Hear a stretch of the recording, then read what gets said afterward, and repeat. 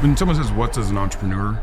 to me, it's a problem solver. That's all you are. Jeff Fenster. Jeff Fenster. Jeff Fenster in the house. Serial entrepreneur. He is an expert in scaling businesses and Founder of Everbowl. He's a best-selling author. I really want to know what was going on in the back of your mind as somebody that probably didn't set out to be an entrepreneur, building an acai bowl company. I was semi-retired. I'd sold one of my companies. I was bored out of my mind. And finally, honestly, my wife said, "You are driving us crazy." And I have friends who are retired, super rich, and have sold their companies, and what they lack now is purpose. Is it possible to go from having more of a negative and pessimistic mindset, which I used to have, to showing up like you, which you are like, "I don't care, I spilled all over my shirt, it's fine, moving on, let's try again"? I think it was Do you believe that there is such thing as enough? I'm the main character in my own movie. I want to play and enjoy and enrich it, and I don't want to look back in my life and go, what if, could have, should have. Like, to me, that is the scariest thing. We have to now just go into the relationship bucket really quick because you're amazing at that. People struggle to get the relationships with the people they want because... What does that mean? Well, because... Welcome to the Jen Gottlieb Show. Hello, podcast family. Welcome back. Before we dive into the show, I wanted to give you a quick heads up about something super exciting that I want to invite you to. Our next event, Build Your Brand Live, is happening on May 17th, 18th, and 19th in Atlanta. Build Your Brand Live is going to be epic this year. We have some of the greatest speakers in the world, including Jamie Kern-Lima, Trent Shelton, Jesse Itzler, myself, Chris Winfield, my amazing husband, and we're going to be teaching you everything you need to know to build a profitable brand online. So if you're building a brand, building a business, creating content, you definitely want to be there. And if you're just curious about where to start when it comes to being seen and building a brand online, you definitely want to be in this room with 500 other amazing people to connect with, network with, and have a hell of a lot of fun with. So don't hesitate. The link is in the show notes where you can get your ticket today. I hope to see you there. And now, here's the episode. Jeff, welcome to the show. Thank you for having me. I'm so excited. So am I. Okay, so I wanted to ask you this question when we were at the party, but I didn't ask because I was like, I'll save it for the podcast. It's not that juicy of a question, but I've always wondered how you introduce yourself. So if I didn't know who you were and I met you at a party and I was like, "Oh, hey, Jeff, what do you do?" What would you say? That's a great question. I would start with Girl Dad because Start with that. That is my favorite thing I do. Talk about your girls. My two daughters. I have an 18-year-old. She's a freshman, about to finish freshman year in Ole Miss, and a 12-year-old. And you don't realize what you don't realize until you have daughters, and you get to see the world through a different lens. What does that mean? Well, because as a guy, I looked at women very differently growing up. Let's just say I probably should not have done half the stupid things I did and thought the way I thought. And then you have this princess, and now you're like, oh my gosh, all these men. Are you like an overprotective dad? I'm not. Okay. Because I don't believe you do. I don't think you can micromanage and control people and get the outcome. I need them to be strong, independent women. I need them to understand how to take care of themselves because I'm not around 24/7. So I need them to go on dates. I need them to get their hearts broken. I need them to experience and how to bounce back and not let that hold them down, be a victim, be controlled. Rely on any man or woman or me or mom. Like I need you guys to just thrive. And so it just changed my whole, being a dad just changed my whole approach to the world. I mean, it's one of the reasons I'm an entrepreneur. And we're going to get into that because I absolutely love that story. Okay, so you would say, "Hi, I'm Jeff and I'm a girl dad." Girl dad. Okay. What do you do, Jeff? So I say I'm a serial entrepreneur because I don't do one thing great. I'm not that guy who's like, I'm a CPA and I'm the best in the world, or I'm a marketer and I'm the best in the world. I do and start companies. I like to solve problems, and I figured out how to scale brands and how to build teams and how to create opportunities out of what I call challenges or disruptive problems. And so I just like to explore new things. And growing up, I always had a version of ADHD, or as my mom would say, "Are you ever going to figure out what you're going to do for the rest of your life?" I mean, I was the kid who every year you'd ask me, "What do you want to do when you grow up?" And it was a different answer. And I had 12 jobs. Wait, tell me what was the first answer? Like the first answer that you can remember. I know when I was a professional football player, like that's what you're drawing in the coloring book. Like, I want to be a football player. For sure. Okay. And then when did you realize that wasn't going to happen, or you didn't want to? Well, everybody told me it wasn't going to happen because I was a short little white guy, the late bloomer. This probably wasn't in the cards. I was really fast, but nothing else. And so I was like, okay, well, that's a great dream. What else are you going to be? So I was like, well, I'll be a doctor for a football team. Okay. Or a sports agent. So you wanted to be in sports. Forever. That was my passion. Okay. That was the only thing that kept me. Everything else would be like, I would get really into it for 6 months. And then, all right, what's next? Because I like the exploratory phase. I love and I'm curious. So I like to be a beginner. I think a lot of us don't like to be a beginner. I love beginner. Once I get past beginner and I'm understanding it, I get a little bored at that stage. So would you say, is that why you keep starting new businesses? Because you're kind of addicted to being a beginner and figuring it out and then mastering it and getting to the next beginner stage? That's right. That's so powerful for every entrepreneur to hear. I just want everybody that's listening to this right now to just, we didn't even really start and he just gave you the biggest gem in the entire world. Because what you love about business isn't the win. It's being a beginner and figuring it out. I think because there's such a great opportunity there. You get to have a blank piece of paper and you get to use fresh eyes and modern technology and modern thinking and go at it, competing against everyone who's been doing this forever and they're stuck. You know, so often I hear this startup and young entrepreneurs, and I say young, not in age, but in companies' age. And they always say, well, I can't compete with these big companies, the Googles, the Microsofts, the Facebooks, the Home Depots, the McDonald's. Like, pick your industry. I don't care. I'm like, well, you don't realize the strengths that you have that they don't. Yes, they have all the resources in the world, and they're a Titanic or an aircraft carrier. And if you get in their way, they're going to run you over and not even realize. But you're a startup. You have speed and agility. You're a little speedboat. You can get into things, try things before they even have an opportunity to. For them to move their direction and change and pivot with COVID or AI, or you have this crazy notion and idea about launching this or doing this, they have meetings upon meetings and teams and resources and budgets, and it takes them 6 to 8 months to even consider it. You can do it right now in this moment and be first mover and try it. And if you do it well, they'll acquire you because they don't want to start it. So you have that ability to just try things and there's no risk. Well, there's no risk, but there is a risk. So I know that you've had several businesses, and we're going to get to your main business that you run right now, or the main businesses that you run right now in a bit. But you've started many companies. Well, I know that 14. You were a sports agent, and then you were a lawyer, and you had all of these different iterations of you. Like if you gave someone your resume, they would be like, this is all over the place, similar to me. So I appreciate it. But I think all of that makes you who you are, makes you so great at what you are today. But you've definitely probably been up against failure in that experience. So when you're a beginner, and I'm asking this question for the person that's listening, that's like, I'm just starting out and I'm comparing my first step to everybody else's 20th, and I'm really scared to fail at this and for it to not work and for everybody to laugh at me. So you're like, I love the beginner phase. There's no risk. I'm jumping right in. And you've done that time and time and time again. Where does that courage come from? And how do you keep going even when you fail? Well, I don't look at failure as the word, like I don't understand that word. Failure to me is when you're done. It's over. Like the day you die, your life is technically failed. It's over.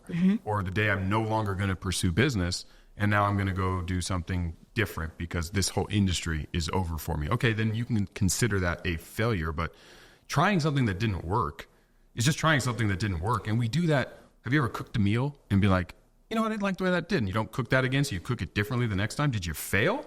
Or did you just find out like a different way? It's like, when I fell off my bike, did I fail? Or did I fall off my bike and say, okay, I'm going to try it a little differently? And so I don't use the word failure. And I get asked all the time by people, why don't you ever talk about more the things that don't go good in your life? You know, you're all about positive things and the wins and this. I don't like to talk about the things when I spill water on the floor or mustard on my shirt because I don't give it any time in my brain. I immediately say, okay, change my shirt. What's next? And I fulfill it. Like even my wife at the end of the day will be like, you know, how was your day? I never talk about the down things that happened because to me, they're just minutes and moments of the day that don't define who I want to be, who I am, or where I'm going. And so I don't give it any more attention other than in the moments that I had to deal with it. And then hopefully I'm focusing on all the other good things. And so it's like that old cliche, you know, you could look at a rose bush and be upset it has thorns. You could look at a thorn bush and be excited it has roses. It's your choice. I'm always going to look at the rose and say, well, that's what I'm after. And if I prick my finger holding it, I'm like, oh, so I move my finger down and I didn't fail. And so I don't use the word failure in life or business. Have I had businesses that I started that did not work? Yes. Multiple. And I use that other cliche, you know, sometimes you lose, sometimes you learn. I learn from them. I'm like, okay, why didn't that work? Do I want to continue down that path or do I want to start something else? And if I like the business that vertical that I'm kind of pursuing, then I'll adjust and I'll pivot. If I don't, it's like, well, There's so many amazing things and opportunities in this world that if you just spend so much time being like, oh, I failed, that business didn't work, well, then that's going to define you. And I don't know how to win being defined by losing. So I want to define myself on what's next and be positive. And as soon as I focus on the next thing, it's like I get excited again. And all that bad stuff's behind you. And now you're jumping in. And so the courage for me is, and I use this on stages when I first started speaking, I use this with my podcast when I launched that, I use this with businesses. If you suck or you don't do a good job, most of us are doing that in the quiet. We're not doing it on the 50-yard line at the Super Bowl at the halftime show. It's not the first time you're getting on stage. You're getting on stage the first time, or the first podcast is with someone who maybe has a very small audience, or it's a small little event, and that's your first time. And so if you suck, if you just bomb, if you just fall on your face, two things. Number one, no one's going to remember, because no one can sit here and say, think about a bad podcast episode. Go. You can't. No. You consume so much new information all the time that all the bad is immediately replaced, kind of like what I was talking about in business. And two, no one knows who you are. No one knows me in the industry. So if I open my first restaurant and it fails, okay, my friends and family who love me and still going to love me whether I win or lose, they'll know. So what? They also saw me fall down when I was trying to ride a bike. They saw me, mess up at my spelling bee. They saw me all my life make those mistakes. They're going to love me tomorrow. So what am I afraid of, really? Like, when you boil it down, like, what is holding you back? What is that resistant level, like, that you're trying to find the courage to overcome? And really, to me, you're not seeing the fact that this is just part of that process. We forget, and it's the weirdest thing is, and I go back to being a parent. Parents forget what it is to be a kid. You don't frown and get mad at your kid when they fall down, when they learn to walk. If kids quit as early as adults do, none of us would walk. None of us would ride bikes. None of us would be able to speak or write or play a sport. Go watch little kids learn how to play soccer or baseball or dance or pick your thing. So kids can teach us everything we need to know about how to win and succeed. It's a matter of when, not if, because kids do it until they're about 5, and then we program them to start to, you can't do that. That's not good. And don't do that. And even the don't talk to strangers to me is bad. Like, you need to learn to not talk to strangers that when you're a kid, like an adult stranger, but I want my kids to talk to strangers, just their age strangers. And when they become an adult, you can talk to strangers that are adults. But as a kid, go up to a little kid and don't be afraid. Have personality, build relationships. So we are programming our children to do all the things that we then struggle as adults. And I think that we need to think back and say, okay, what would a kid do? And if you just do that, you're going to win. Because kids, when they're little kids on a playground, they're not shy. They run around, they have fun, Absolutely. They're curious, they have imagination, they'll try any game, any activity, they're dreamers. And then we program them all that out of them and then wonder why we're sitting here as adults dealing with all of the repercussions of it. Have you always been this way? So I'm obsessed with this. I have goosebumps everywhere. Everything that you're saying is just, this is why I love you, because of this mindset. Because you are totally okay with just living the life that it is and everything that life gives you. When you're an entrepreneur, when you're anything in life, you're trying, not failing, but you're messing up, you're figuring it out, and then you're going and doing it again. But who the hell cares? Have you always had this mindset? Like, even when you were really, really young and you were first in law school or you were in college? No. When did it change? Always. And how did it develop? Because there's people that are listening right now that are like, how do I think like that? Is it possible to go from having more of a negative and pessimistic mindset, which I used to have, to showing up like you, which you are like, I don't care. I spilled all over my shirt. It's fine. Moving on. I had a bad podcast. No big deal. Like, let's try again. I think there wasn't a defining moment. It was a process. Mm-hmm. And I had small dog syndrome as a kid because, like I said, I was a late bloomer. So I wanted to play sports. All my friends were developed. I was late puberty, late this, short. My mom is 6 feet tall. My dad's 6 feet tall. I'm 5'9". My sister's damn near 6 feet tall. So I'm still waiting to grow. I'm 41. So I had that chip on my shoulder. And I used to have that, like, why not? Like, why not me? Why not me? And I had all these moments. I mean, I wanted to go to UCSD. And there was my sophomore year of high school, there was a program up until my sophomore year of high school that if you got a certain grade on your PSAT, you were guaranteed admission as a San Diego citizen to go to UCSD. So I'm like, great. I don't want to leave San Diego. I was kind of afraid of travel. This is what I was going to do. And I got the score. And then that was the year that they changed the program. So I had that, like, oh, why me still? I used to just have that in my head all the time. And so I got into, I wanted to go to UC Santa Barbara. I didn't get in. So I went to University of Arizona on a whim. I decided to go there, hated it, was going to drop out of college, didn't know what I was going to do. Why'd you hate it?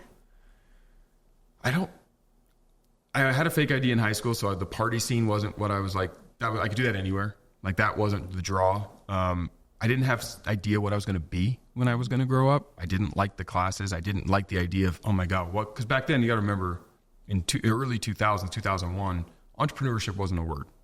There was no classes on it. I'd never heard that word before. There were business owners and employees. Mm-hmm. And usually business owners either had a family business to inherit, or they were working in the industry for 20 years and they started something. And we didn't aspire to be entrepreneurs because I didn't know, like, even someone who owned their own business, to me, I didn't think of him as an entrepreneur. I was like, oh, that's my CPA and he has his own practice. But my dad was a doctor. My mom was a teacher. Jewish parents, they were like, lawyer, doctor, CPA, pick, right? And I was like, well, I don't like blood, so I'm not going to do doctor. Lawyer, maybe. I still want to do sports, yada, yada. Don't see how college is going to help me. Hated it. Was just like, oh my God, this is just like, I was just envisioning my life and saying, this is going to be me. Dead end job that I hate and settling and looking at my parents working and they like what they do, but I wasn't fulfilled. I was like, I don't know, Dad. Like, I don't know if college is for me. I was getting good grades. So he said, do me a favor. It was my end of my freshman year. He's like, don't quit. Just go do one more year. And so I was like, okay. So I met with my counselor at the end of the freshman year and I said, I'm really not sure if this is for me. And she's like, why don't you take summer classes and graduate early? I was like, graduate early? And she's like, yeah, you can do these. We found like online was the thing. It was like, but some of them were online. Some of them actually, you had to send them in through the mail. But online was starting to become a thing for class. So I was like, okay. So I took online classes. I took a bunch the second year and I graduated in 3 years because I was like, well, if I'm going to get it done.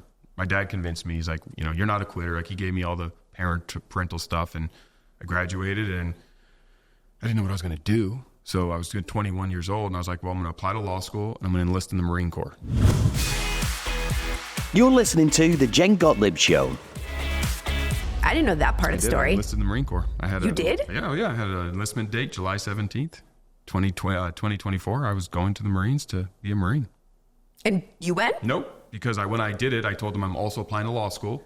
I don't think I'm going to get in because my LSAT score was terrible.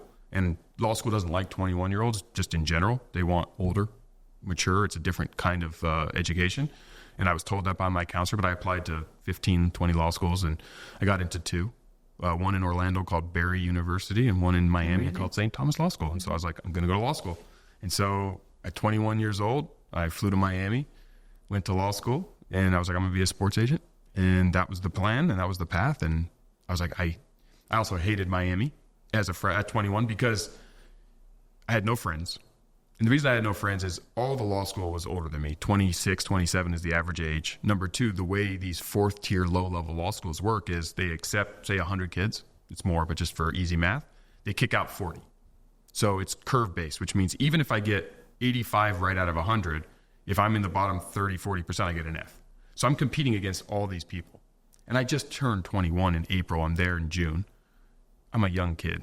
These are more mature young adults that understand why they're there. I went because I got in. And we just didn't have a lot in common, And so I spent a lot of time in my condo alone, studying 12-hour days. I'm like, well, shoot, how do I transfer to a better school? How do I get out of here? And they were like, finish top 10% of your class. So I had a goal. I was like, okay. So I just worked my ass off, got top 10% of my class, transferred to San Diego to finish law school and do the sports agent thing. But through that process, to answer your question, I know it was a long journey. Through that process, I started to learn that all the stumbling, all the things that I perceived as like, I don't like this isn't for me, just finish. Just do this. Just don't worry about the immediacy of the emotion in the moment. It'll pass. And then actually there's this fable, this story, it's this whole story about we'll see. And I heard it for the first time actually in law school. And I'll do the very small abridged version, but basically it's like a farmer in a small little village, one son, very poor, farming.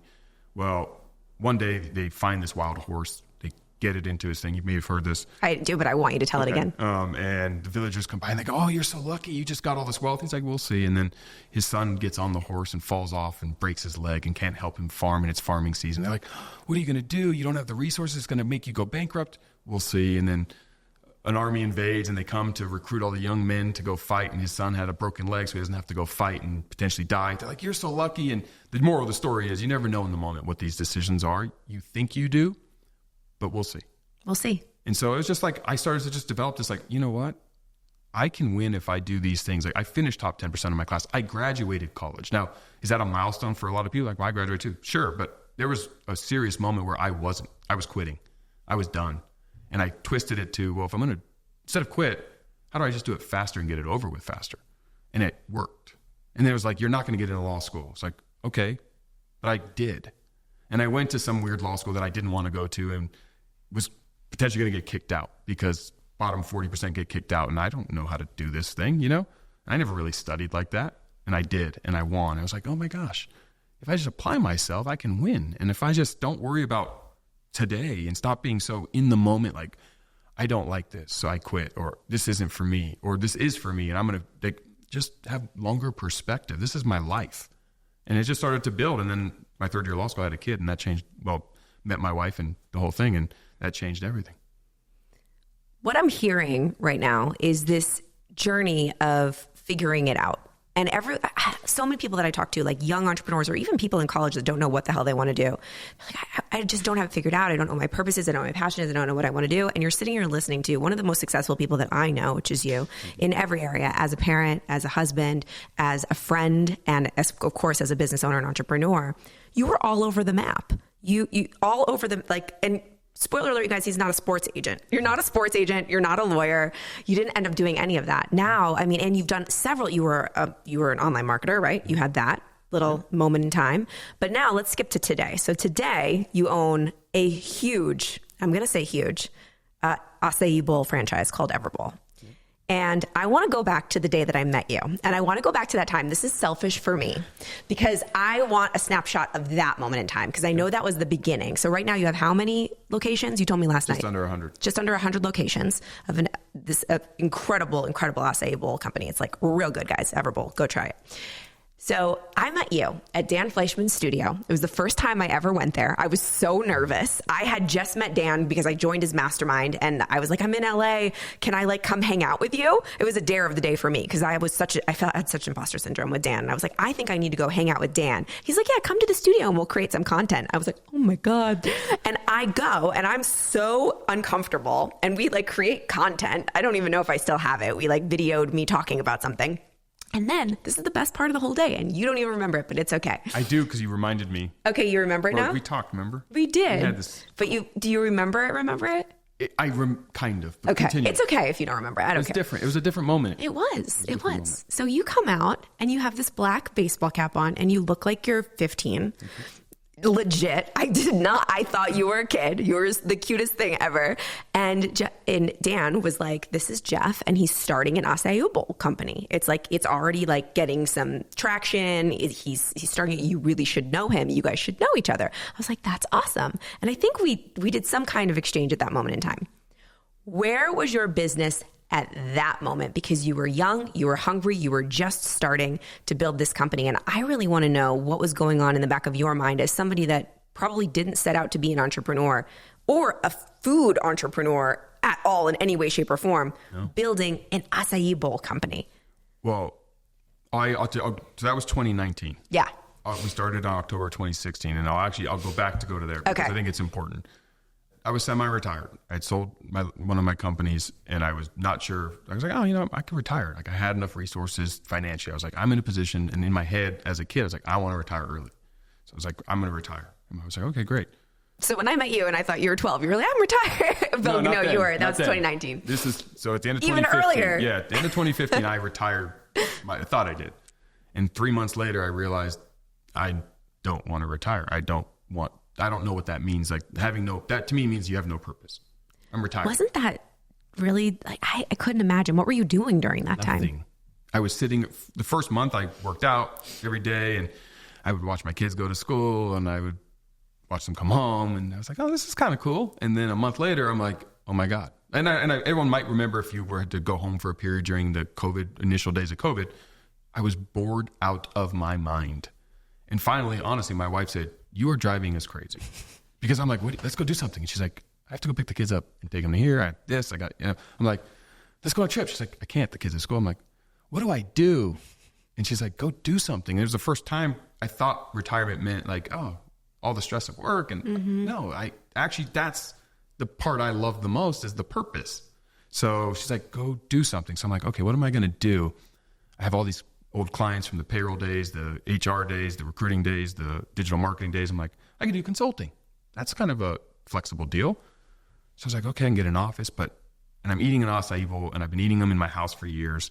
And all my friends would come over and I'd make them eat them, and you couldn't get them anywhere. Really. What brand acai were you eating at that time? Well, I was bringing in raw acai from Alma Fruits out of Chicago. So I would import this You were product. a serious acai customer. Like you were like, I'm finding this stuff. I like it. And For a decade, I was eating it in my house. Before it was cool. Before anyone even knew what it was. I mean, there was a couple, I don't want to tell you I pioneered, because I didn't. There was a few places where I'd had them, but they weren't mainstream. There was no, Jamba Juice didn't have them, Nectar didn't exist, all this stuff. Like none of those places were there. So at the time, I was like, well, I just was eating these. And so I was like, well, what if I just open an acai bowl shop? And everyone looked at me like, what? Like literally, I went to dinner with my family. And I say this on stage sometimes, so you may have heard this if you ever heard me, but because it's funny. But my mom was like, you don't know how to cook, right? And my wife's like, you just make a mess and eat in the kitchen. And my dad's like, 9 out of 10 restaurants fail, and all those things are true. But I didn't care. I was like, this is a hobby. I'll just have my consulting business in the back of the building. I'll have this front of house acai bowl thing, and I'll just do it. And it's a hobby. It's a passion. Like, let's just jump in and have some fun. And that was really why I started Everbowl, was just to do something and pay for an office for me in the back.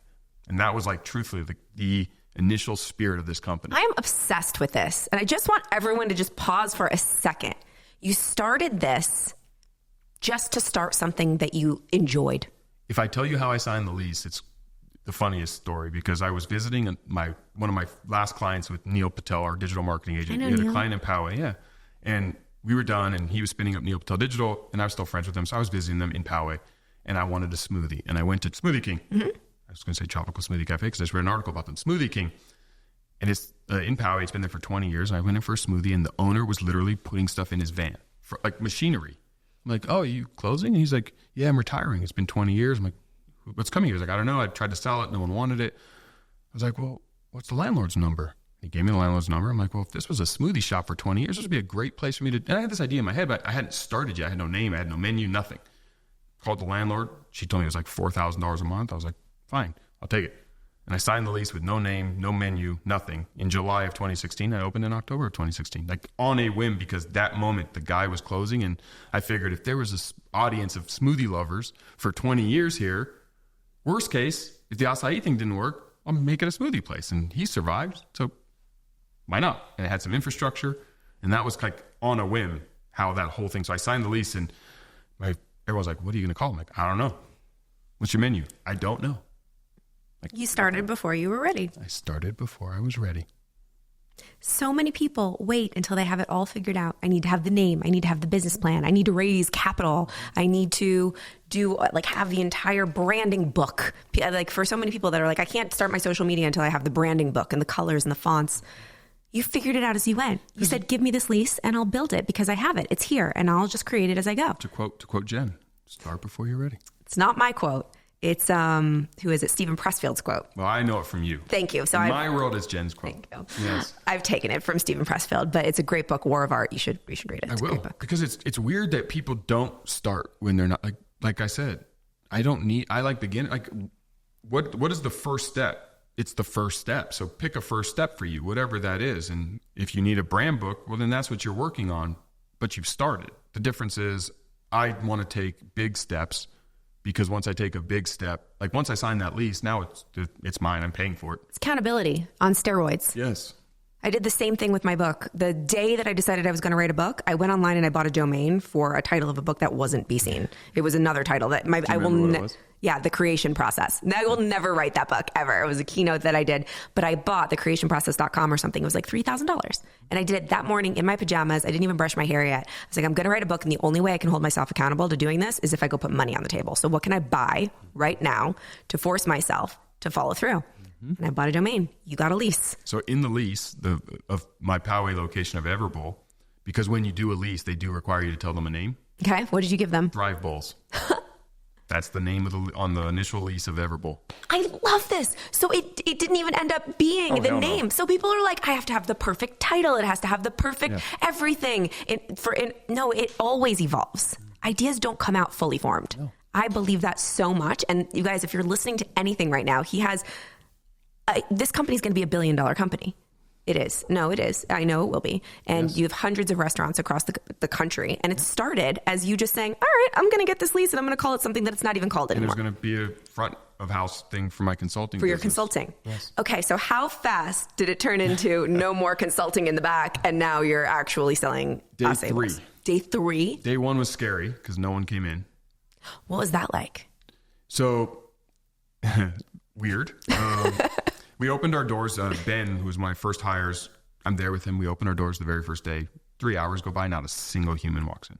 Did you market it? Did you tell people it was there? Well, what I did the night before was I had my staff invite all their friends. Okay. And said, we're free food at Everbowl. And we had, I don't know, 100, 150 people show up. So at this point, it's changed from Thrive to Everbowl. Correct. Yeah, we opened with Everbowl. Okay. A good friend of mine, Eric, he's a marketing branding guy. And I was like, I need help. Thrive Bowl, can you give me a logo? He's like, first, we're not calling it Thrive Bowls. Then we come up with a name. So he created the name Everbowl. He said it to me. He's like, I got an idea, but it might not be finished. He said it once. I'm like, that's the name. He's like, no, I got more. Like, no need. That's the name. And he helped me with the logo and the design. So he did all that to help me, which was amazing. And we opened with Everbowl. But the night before we opened, because I had to train these kids, I hired just a bunch of high school kids to help me. And I've never run a restaurant. I don't know what I'm doing. They don't know what they're doing. So I'm like, how are we going to train? Why don't we just invite your friends and family over? And I was thinking when I said this, by the way, at the time, like each of them would invite 5 people. When you tell high school teenagers free food, come, it's a party. Yeah. Like 150 people showed up. So for 150 people, we were learning, like, this is our first time doing this. And we did it. And so we fed them all the night before. So why would they come and spend money the next day? They just ate it. The people who we knew, right? Like our social circle. No marketing. I didn't have an Instagram page. I didn't have anything. And the next day, 4 hours go by, nothing. Finally, a man walks in. Hey, how are you? Welcome to Everbowl. Hey, how are you? New restaurant. Yes. And he's looking at our menu. Acai, graviola, acerola, like words he's never heard. And he goes, breakfast? And we're like, breakfast, lunch? He's like, can you make me eggs and bacon? That was the first order ever at Everbowl. Guy asked me for eggs and bacon. Did you make I didn't have eggs and bacon. Okay. I was like, no, but I'll give you a free acai bowl. He's like, what's an acai bowl? I'm like, let me give it to you for free. And so I did. And so that was day 1. I was like, this might not work out as well as I was hoping.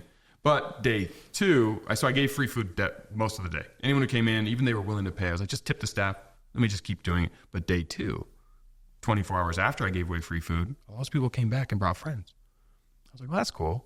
And then more people brought friends. And by day 3, we actually did, for us at the time, over $1,000 that day. And that was busy, selling $8 bowls. That's a lot of bowls. But we were 30% off, so they were $5.60 a bowl the first month. So it was a lot of bowls where I was like, I have no time to do any consulting. Day 4, busy. Day 5, busy. Busier. And we were doing $50,000 a month, $60,000 a month, $70,000 a month. By our 4th month, I was like, oh, this is a business. So I signed the second lease for store number 2. And you didn't have this big vision to have lots of stores. You had a vision to have a store, and you were going a hobby, so you can consult in the office in the back. Because I was bored. And now you've got store number 2. Now I signed store number 2 month 4 in San Marcos, and we opened that 6 months after store 1 opened, and then I signed 2 more leases. So 1 year after we opened, we had 4. And at what point are you like, okay, this is a thing, and I'm going to open multiple stores? Well, I'm an all in or all out guy. Mm-hmm. Hence I quit, I start, the thing. So when I'm all in, and I know how to scale businesses. And I was like, well, this is a business. So then I got excited, right? Because then the first one cost me a lot of money. And I was like, I want to open a lot of these. So after I signed lease number 2, I started my own construction company to build it. And I hired the guy who built my first one to be the head of my construction company. Well, let's talk about that for a second, because WeBuild's huge. Massive. Yeah, it's bigger than Everbowl now. Massive. And this it came out of a problem that you had, right? So I want every entrepreneur that's creating something to listen to this story, because you had an issue, you had a problem, and instead of finding somebody else to fix your problem, you decided to build a company to fix your own problem. Yes. And now that company is its own thing. So talk about WeBuild for a second. So when someone says, what's as an entrepreneur? To me, it's a problem solver. That's all you are. If you're not a problem solver, you're not an entrepreneur. If you think you are and you don't like solving problems, please don't be an entrepreneur. You are going to struggle. It's just an onslaught of challenges and problems. That's running a business. Yeah. Solving them. When you solve them, you create new problems and new challenges, and you solve them, and you keep doing that, and you win or you lose. But it's the game. And so the first Everbowl cost me like $300,000. And once I realized that I was onto something, and I wanted to build a lot of them now, and I'm like, well, I don't want to raise money. I'll self-fund it. I'm like, well, if I want to build 100 of these, $3 million, it's going to cost me $30 million. That's crazy. Why is it $300,000 for a smoothie shop? I mean, it's a smoothie shop. Like, I like what I do, but with all due respect, I'm not curing cancer. I'm not building a state-of-the-art research facility. $300,000? I'm not even erecting the building. I'm doing the interior. Like, why is this so much money? And so I started to ask some friends who are in construction. I don't know anything about construction. And they're like, well, GCs, this, that. I'm like, okay. So I reached out to Jake, who built my first one. And I said, Jake, how would you like to be the head of my new company called WeBuild? And I only called it WeBuild because one of my favorite companies that I failed in was a company I started before WeWork was even a word. I owned the LLC, We Create. Wow. And yeah, big W, big C, one word. And I liked it. And then WeWork took over, and I was like, yes, they actually created, and mine failed. Theirs worked until it failed. Until it failed. But I always liked that whole concept of we. And so WeBuild Stuff is the name of the company. And I was like, we're going to build Everbowls. And all I need you to do, because he wasn't an entrepreneur, he was building stuff. I'm like, you don't have to worry about sales. All you're going to do is build Everbowls. And all I need you to do is figure out how to keep building them cheaper and cheaper and cheaper and make them better and stronger and more durable. And I'm going to keep building them. And he's like, great. And so WeBuild built store number 2. And then we built store number 3, number 4, et cetera, et cetera, et cetera. And I just kept signing leases. So that first year we signed 4, and then the second year I signed 12, and we just kept going.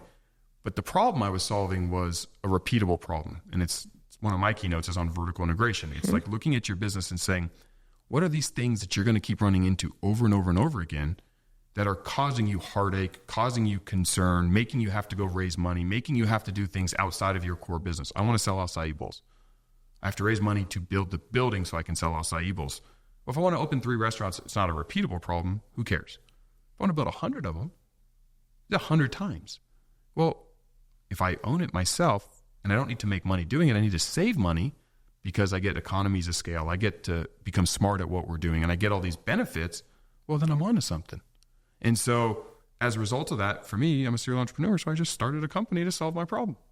And that was it. And life doesn't always work this way. I mean, I've started lots of companies that don't turn into this, but people are always talking about luck, and they don't realize luck hits everybody the same.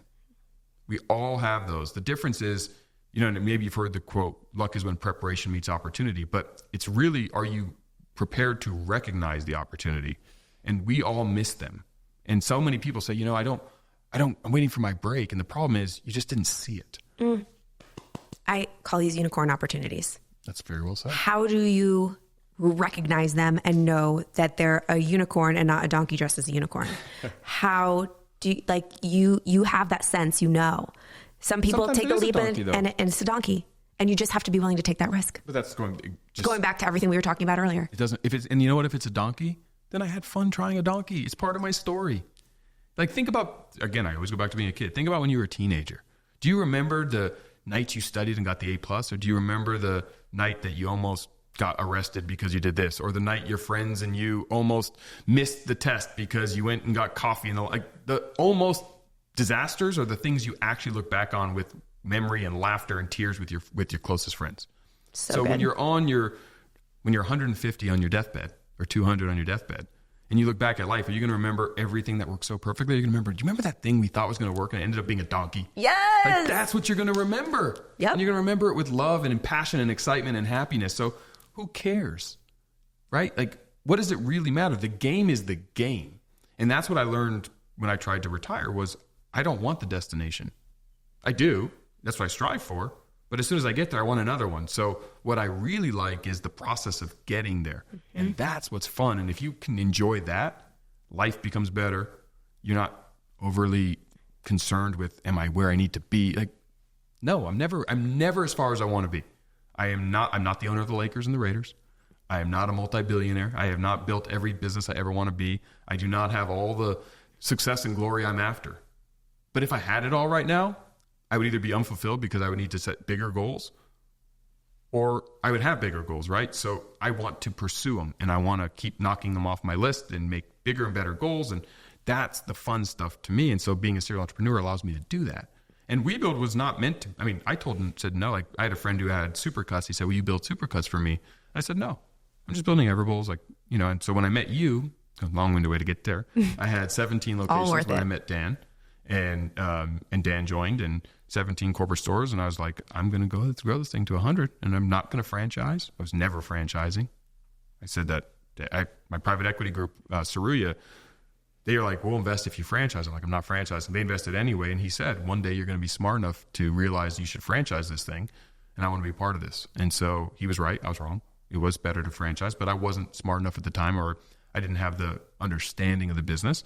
And so I was just doing these things, you know, and I started, trust me, I had, you know, I talk about vertical integration. I have my own import company. We import our own superfoods. We do that, called Unevolved Products. I also had my own distribution company. It failed. That was a donkey in this process. I never talk about it. Most people don't know that. But I self-distributed to my 17 stores. I had my own walk-in fridges and freezers. I was buying everything in bulk and had my own trucks, and I was driving just to my Everbowl stores. And I was like, well, what do I need Cisco for, or any of these distributors? I was wrong. Like, that was a donkey. But not a failure. I mean, not a failure. It was a donkey. Yeah. I learned I don't want to do that. You learned. Exactly. And now guess what I know? I know so much about that business that I negotiate better with Cisco. Mm-hmm. And I can talk intelligently about it. And when I advise or consult with other brands and restaurants, and they're like, well, I'm thinking, I can tell you don't want to do that, and here's why. And now I'm educated, and I'm a more competent CEO in this space. And I've shrunk down the learning curve where I don't need to wait 10 more years to understand how supply chain works. And I can take the lessons learned and apply it to my WeBuild business for supply chain and logistics. I knew nothing. You asked me what the word supply chain and logistics were before everyone. I don't know. Something technical, you know? But now I know. And so I'm educated. So it's just part of the journey, right? And I love the process. I like the part of like, what are we going to do today? What big challenges are we solving? What small challenges are we solving? And I set micro goals, and I shrink it all down to consumable bites, and I don't get overwhelmed because I'm not focusing on it. Like, yes, I want to sell Everbowl for $1 billion. But once you do that, you're going to do something else. I'm doing WeBuild. Exactly. And I want to sell WeBuild for $10 billion. Amazing. Yes. And then something else. Something else. And the money doesn't matter. It matters, but it doesn't matter. Mm-hmm. It matters only because, like all things, you want to set a bigger goal, right? Like, I've sold a company for 6 figures. I've sold a company for 7 figures. I've sold a company for 8 figures. So 9 figures sounds like the next logical number. And then 10 figures, and then 11, and then who knows? Elon Musk, watch out. Get outside of your comfort zone and into your best life, one small step at a time. Do you believe, and I really want to know your answer to this question, because I still don't know the answer to this question. Do you believe that there is such thing as enough? Will you get to a point where you're like, yeah, I've done enough? No. Yeah. Because enough to me, again, that's retired. It's what you experienced. Yeah, it's like, when is enough enough? I mean, it's true with all parts of my life. I still play football. I'm 41, and I'm out there with other old men playing football. My wife said, you're too old. Like, when is enough? And I come home broken. She gives me no sympathy. She's like, I'm not giving you sympathy because you're too old to be doing this. I literally had an MRI on my neck last week from the game. And I'm like, until I can't, I'm not going to stop. I love it. I love it. I'm living. This is my life. I get to do this and play this. I'm the main character in my own movie. I want to play and enjoy and enrich it. And I don't want to look back in my life and go, what if, could have, should have. Like, to me, that is the scariest thing. And I don't know how many days I have left. I don't know how many years, months, hopefully 150 more. And I don't want to look back and go, well, I stopped and did what? And I have friends who are retired. We both do, that are super rich and have sold their companies. And what they lack now is purpose. And you can see it in them. They're not the same. There's not the fire that they used to have. And it's sad for me. And I got a small taste of it at a small level, and I realized I don't want that. So find something that lights your hair on fire, that gets you up in the morning, that gets you excited, and go do it with everything. And if you have enough money where the money doesn't matter, I didn't care if I made money with Everbowl. Honestly, that wasn't the goal. It wasn't like I need to go make millions of dollars. I was just doing it because I was passionate about it. And now, yes, it's bigger than my other companies, and it's great. But it's because I wasn't chasing dollars. I mean, I say this, don't chase money, because if you chase money, it runs. It's like chasing a boy or a girl on the playground. Go watch a little girl or a little boy chase the other one. What do? They run. Chase an animal. It runs. Put your hand out and attract it.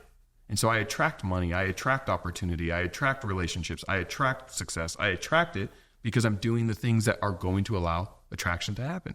And that's the whole mind shift.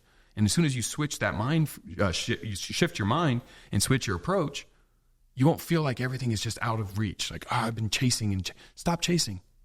Attract. Did you get that? Are you getting that for him? I just want to make sure that everyone's listening, because that was like its own little TED Talk in itself. I'm lit the fuck up right now. I'm so motivated. Attract. Now, are you like, let's talk a little bit more about that, because I don't know this side of you. I don't know like your mindset when it comes to like waking up every day and like, do you believe in the law of attraction? Do you believe in attracting what you are? Do you consciously wake up and are you this Jeff that I know, like this positive, optimistic Jeff, because you know that the more that you are this way, the more you'll attract? Is it a conscious thing for you, or is this just who you are? It's both. It's become who I am. It was conscious. I did read a lot about the law of attraction. I did pay attention to those things. And look, are you going to manifest a parking spot and $1 million because you think about it every day? No. But like all things, Karate Kid, if you ever watch the movie, like wax on, wax off, like you're learning the skills necessary to attract what you need. And here's what I've learned, because now I'm a big relationship guy, as you know, and I like to be and work with high level people because I'm attracted to them. I'm attracted to their mind. I'm attracted to their lifestyle, their approach. Well, like attracts like, which means if you are a positive person who is dominating in your space, you're not going to want to hang around someone who believes in with a scarcity mindset, who is a negative person, who thinks that and has a victim mindset. You're just not going to. You're going to meet them, or they're going to meet you, and they're going to quickly realize, I don't want to be around you. Yes. And so when you shift that and you start to be the person you want to be around, and you think of yourself that and meet them there, and that's the hardest thing to get to. But when you can realize, like, if I want to be friends with Jen, I need to meet Jen where Jen is. I can't come to Jen and say, one day, Jen, I want to be your friend, or one day, Jen, I want to. No, I got to meet Jen where Jen is. And you're a rock star. You're positive. You're killing it. You're a beacon of light. You're an inspiration. So you don't want to be around someone who isn't those things. And that's why the friends that you meet, that you become friends with, and I know I've seen you, they share a lot of those same traits. They do it differently because they're not Jen, right? But they share those traits. So, you know, when I make a friendship, whether it's with an athlete, a celebrity that people look up and go, how are you friend? Or I make a friend with someone who's not those things, but I'm just as inspired by, it's because I'm meeting them where they are. I'm training myself to be that, which is I'm never a victim. I am responsible for every good and bad thing that happens in my life. I take full accountability. It's my choice. I've been burned by people in business. People everyone knows, they ask me, like, it's my fault. I said yes. I had a choice to say no. I said yes. I lost an investment. I said yes. I gave that person money. Those things happen. They don't define me. I move on. I get back to winning. So I compound wins. I win stack. I continue to bring positivity, and that attracts more people because they look at my world, the people who want to invest in Jeff and get to know me, and they immediately go, oh, this guy's positive. This guy's doing his absolute best every single day. He's committed. He takes action. He does things with passion and integrity. I attract the people I want. Now, if you don't want those people in your life, or if I didn't want those people in my life, I wouldn't be doing the right things. If I wanted different, I would have to be different. And so I just try to attract, and I think the law of attraction is teaching how to be the person that will attract what you want. And so if you want success, you've got to act as though you deserve it, right? You can't be scarcity mindset and worry about pennies and like, greatest example, when I started Everbowl, I knew nothing. And everyone's like, we should give away coupons, like half off. I'm like, I'm just going to give away free food. And all my restaurant friends are like, why would you do that? The margins will kill you. I'm like, because they're either going to like the food or they're not. If you give me a coupon, I may or may not come. But if you give me free food, I'll show up. If I like it, I'll come back. And like, that's a bad idea. They're going to expect free every time. It's going to kill you. And I'm like, well, I disagree. And I just made friends with my customers. I'm giving you free food. And if you don't like it, I'll give it to you free. And I said yes to every charity, everybody. I just kept giving. And I was making a ton of money. And so I was spending my money and everyone was thinking I was wasting money, but I was making more because I was giving. Versus that's going to be $4 today. It's half off. And, you know, I know you don't like it, but that is what you ordered. Sorry. And then you never come back. And I save $4 and you never come back again. And the lifetime value of you might be $20,000. It's the scarcity mindset. And so it's like being that person in everything you do attracts those people. And high-level people want to be around other high-level people. It's inspiring. So I want to be around you. I'm inspired every time I'm with you. You leave my cup full. So that's why I'm like, where's Jen? I want to be with Jen, right? We're treadmill friends. Yes. Treadmill friends. When I leave you, I always want to go run on a treadmill. You know those people, like they're either couch friends or treadmill friends. Couch friends, like I leave them and I'm like, oh my God, I want to lay down. They exhausted me. They sucked the energy out of me. They sucked the life out of me. But then there's those people that you're around them and all of a sudden you're like, oh, I could go run a marathon. Let's go. That's what I'm going to have to do after. I'm so glad we're doing this before our talks because I'm so freaking jazzed. So we have to now just go into the relationship bucket really quick because Jeff wrote the book about relationships. That was your first book all about that because you're amazing at that. And I will tell you from actual experience with you, you're one of the only people of my friends that several times you've picked up the phone at a random time, like random date that meant nothing. Just said, hey, Jen, I'm just calling to say hi. How are you? That alone, I was like, Jeff is number one, such a good friend. I love him so much and you like make me think about you and how grateful I am for you, but also master at relationship building because most people won't do that. Correct. They won't. So I want you to talk about relationships and networking because you're so good at it. And I believe that that's how you've become so successful because you have so many investors and franchisees and so many people in your network that absolutely love you. And you could be on any stage that you want. And it's not by accident. Yes, you're an amazing entrepreneur. Yes, you can do all the things, but it really is this incredible skill set that you have on building relationships. So I want my listeners to learn from you a little masterclass on relationship building. Well, why do you want the relationship? And that's the core. People struggle to get the relationships with the people they want because they want it out of want. Like, I want something from this person. I want to be friends with Jen because I want access to blank. I want to be friends with Jen because I'm inspired by you. I enjoy it. I like people. And I believe community and people grow together. And so proximity, who you're around will give me opportunities. I'll learn. I'll be exposed. I'm already, I read your book. I get to watch your show. I get to watch you speak. I went and watched you speak and I get inspired and I get to be a better me from you. So you're teaching me. It's back to school without school, right? And it's the friendship. So I like people. And so when you realize why you want the relationship, well, a relationship isn't someone I know. That's the mistake. Like, I know that person. Well, do you? Or do you have, like, you know their face, but do you know them? I want to be in a relationship with as many people that I'm inspired by. So if I don't call you ever, you don't call me ever, and I only see you when our paths randomly cross for 5 minutes at an event, sure, we're acquaintances and we know each other and we'll take an Instagram picture together, we'll follow each other, we'll like each other's posts. We don't have a relationship. We don't.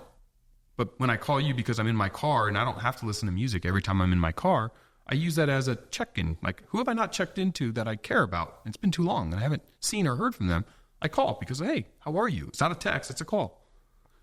Text is too easy. There's no personal there. And I get to hear about you moved or your book or your this, and I actually get to hear it from you one-on-one, and we get that private one-on-one time.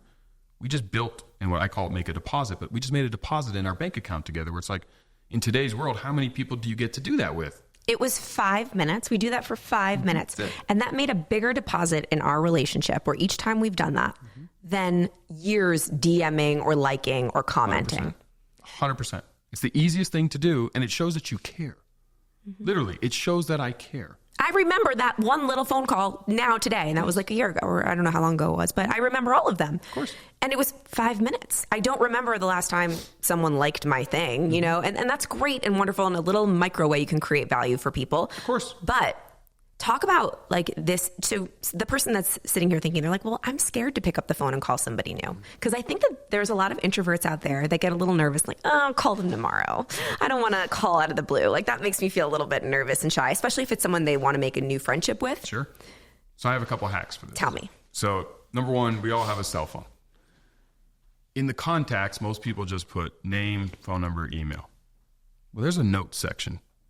If you go down to my notes section, and I learned something about, we're doing a podcast right now, and one of our videographers that is here is a guy named Nick. Well, Nick's a Dallas Cowboys fan. Nick has a sports podcast. So if I had Nick's phone number in my phone, I'd put Dallas Cowboys fan.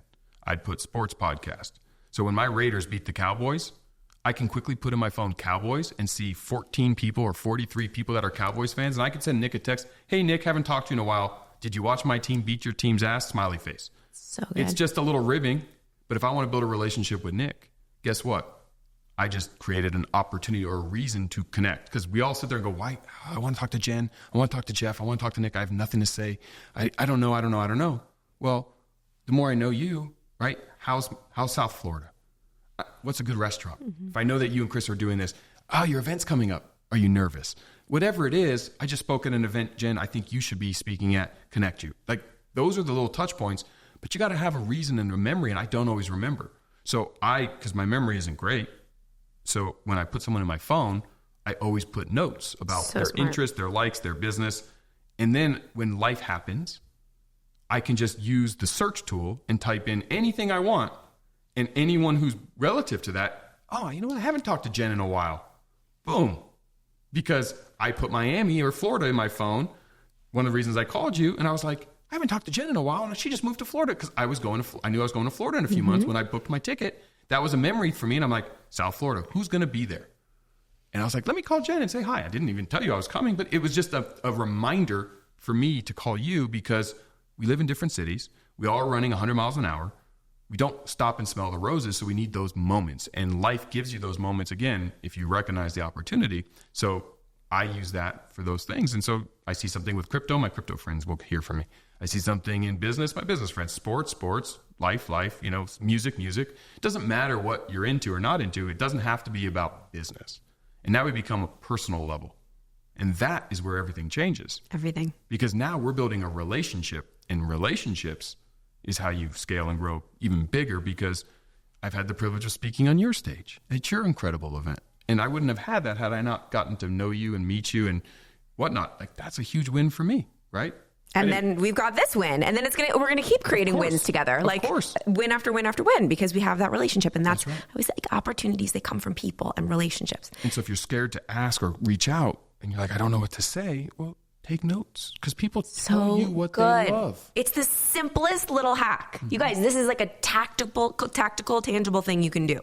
You meet someone, you write a little note, and then you search that thing, and you'll randomly get, I love it. I'm going to start doing this. I'm going to do this today. I love it. I'm so inspired. I mean, truthfully, you should, because that's how I've built relationships with the biggest names and the smallest names. And I do it to this day. It works so well. And those little touch points, when someone gets that, even if it is a text, even if you're too afraid to call, say all I did was text Nick in that example. Nick will go, man, he remembered?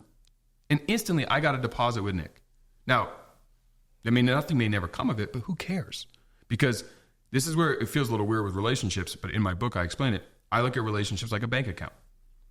Now, that's kind of gross. Like, that doesn't feel very personal. Well, hold on. It is, because if me and you have this unsaid bank account together, and I keep making deposits and you're making deposits, and we're building up what I call a wealthy balance, and we're rich with each other, well, I have the right to ask you for a favor if I ever need one and make a withdrawal. I do, but I never want to. I want to, like everyone who wants to be rich, you want millions of dollars in your bank. You don't want to have spent millions of dollars and be broke. And we spend our relationship capital so often. The first second we meet somebody, how can they help me? What can they do? And I go the other way. What can I do? How can I help? What can I do to improve their life? Because if I keep doing that, guess what? I'm rich in relationships. And that's how I built a friendship with Gary Vee. The first time we hung out and met, I didn't ask about me. I asked about him, and he shared with me something, and I found a way to help him. And that's how that relationship came to be. And when people say, how are you? Well, that's how. And he came on my show, and we're doing business together because I helped him. Everyone else who meets Gary Vee says, how can I help grow my marketing and my personal page? And this is my problem. And Gary helps because he's Gary and he wants to help, and he's such a great giver. But I wanted to help him. And if I can help more people, then I get the benefit. And I try not to ever use my asks. I never want to ask for a favor. I want to be rich in relationship capital. I want to have it all in the bank. So one day, if I ever need it, I'll use it. But I don't want to use it. I want to look at it and say, it's my relationship with Jen. She's incredible. And I love her. And I love everything about her. And I want to keep helping her. And I want you to say, Jeff's cool. Because if I just do that without me ever asking you, someone's going to mention the word acai one day, and you're like, oh my God, you got to talk to Jeff. Someone's going to mention WeBuild. You're going to purposefully promote my world 1,000%. Because you're my friend. And you're never going to ask me for it. I won't even necessarily always know you do it. I mean, this is true. This happened. I'm walking onto your stage to give my speech.